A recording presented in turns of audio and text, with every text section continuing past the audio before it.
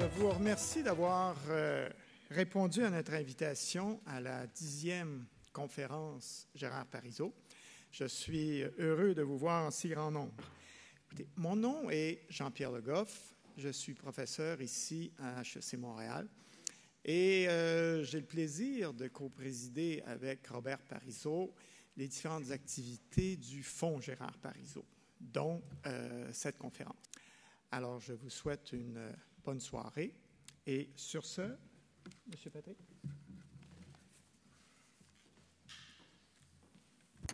Merci, M. Le Goff. Alors, M. Parizeau, M. Allaire, Mesdames et Messieurs, chers invités, chers amis de l'École, permettez-moi de vous souhaiter la plus cordiale et chaleureuse des bienvenues à HEC Montréal. C'est évidemment pour nous un très grand plaisir que d'accueillir cette conférence Gérard Parizeau à l'occasion du 10e anniversaire, comme le disait Jean-Pierre, du Fonds Gérard Parizeau. C'est un grand honneur pour nous. C'est la 6e fois que HEC Montréal est l'hôte de cette conférence qui alterne entre HEC Montréal et l'Université de Montréal. J'aimerais remercier la famille Parizeau et souligner la très grande confiance que la famille manifeste envers l'École. Cette confiance nous honore et sa grande générosité. Nous sommes évidemment très fiers des liens qui unissent depuis très longtemps la famille Parizeau à HEC Montréal. En fait, l'École compte maintenant 4 générations de Parizeau parmi ses diplômés. Le premier, évidemment, fut nul autre que M. Gérard Parizeau. Mais ses fils, M. Jacques Parizeau, Robert et Michel, ont également étudié à HEC Montréal, tout comme le petit-fils de Gérard Parizeau, M. Pierre Parizeau, et ses arrière-petits-fils, Laurent et Dominique. Donc, c'est une histoire d'amour qui nous lie à la famille Parizeau depuis très longtemps et nous en sommes très fiers. Quelques mots sur Gérard Parizeau. Ce fut une figure dominante du paysage économique et financier du Québec, et en particulier du milieu de l'assurance, évidemment.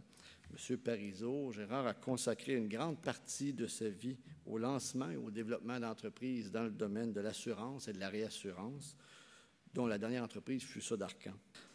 En ce 10e anniversaire, donc, du Fonds Gérard Parizeau, M. Allaire, qui vous sera présenté un peu plus tard, va s'intéresser à une question qui est on ne peut plus d'actualité, la question des réformes ou des modifications au cadre réglementaire des marchés, de l'avenir du capitalisme.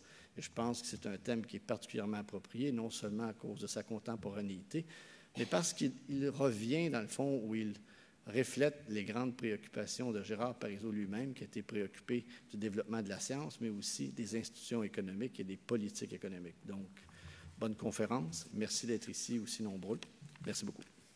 Monsieur le directeur de HEC Montréal, Mesdames, Messieurs, Monsieur Allaire, bienvenue à la 10e conférence Gérard Parizeau et à la 6e, consacrée aux questions économiques et financières. La première conférence Gérard Parizeau au HEC fut celle de Michel Crouy, le 4 avril 2000. La gestion du risque de crédit et la stabilité du système financier international, un sujet qui est toujours d'actualité. C'est M. Philippe Jorion qui, prononçant la 2e en 2002, la gestion des risques après le 11 septembre 2001. Puis en 2004, M. Claude Castonguay nous parla des pensions. Les pensions, un sujet d'inquiétude. Et c'est toujours un sujet d'inquiétude. M. Claude Bébéard, le fondateur d'AXA, traita en 2006 de l'investissement international et la souveraineté des États. M. Jacques Parizeau fut le conférencier en 2007 à l'occasion du 100e anniversaire de HEC. Sa conférence s'intitulait « Entre l'innovation et le déclin, l'économie québécoise à la croisée des chemins ». Nous traversons une crise financière et économique sans précédent depuis les années 30. Sans une aide massive des États, le système financier se serait effondré. Nous ne pouvions pas laisser passer ce nous ne pouvons pas laisser passer un tel sujet à l'occasion du 10e anniversaire des conférences Gérard Parizeau et de la 6e au HEC. C'est pour nous un très grand honneur de recevoir le professeur Yvan Allaire, qui a analysé et suivi cette crise de très près pour en tirer un certain nombre de propositions pour l'avenir. Je laisse au professeur Jean-Pierre Le Goff le plaisir de présenter notre conférencier, le professeur Yvan Allaire.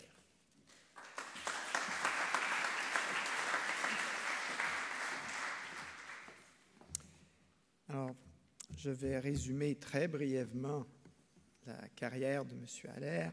Alors, notre conférencier, M. Yvan Allaire, a su allier un brillant parcours universitaire à une fructueuse carrière dans le monde des affaires.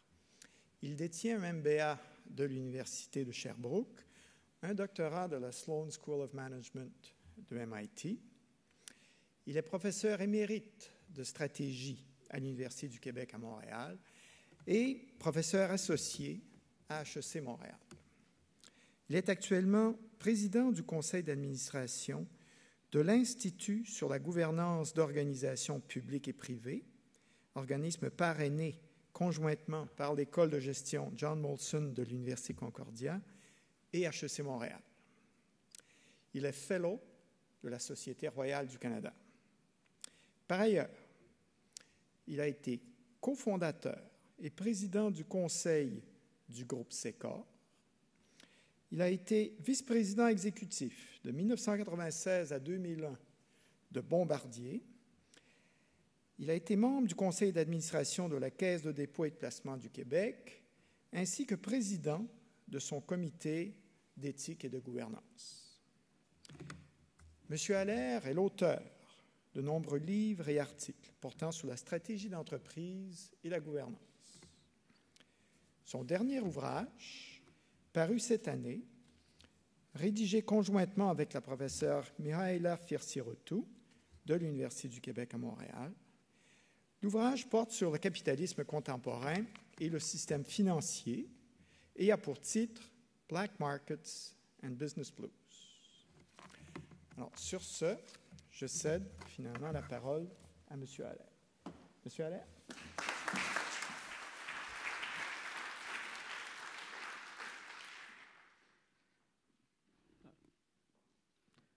Je vous remercie d'être là. Je vous salue tous, amis et invités d'honneur.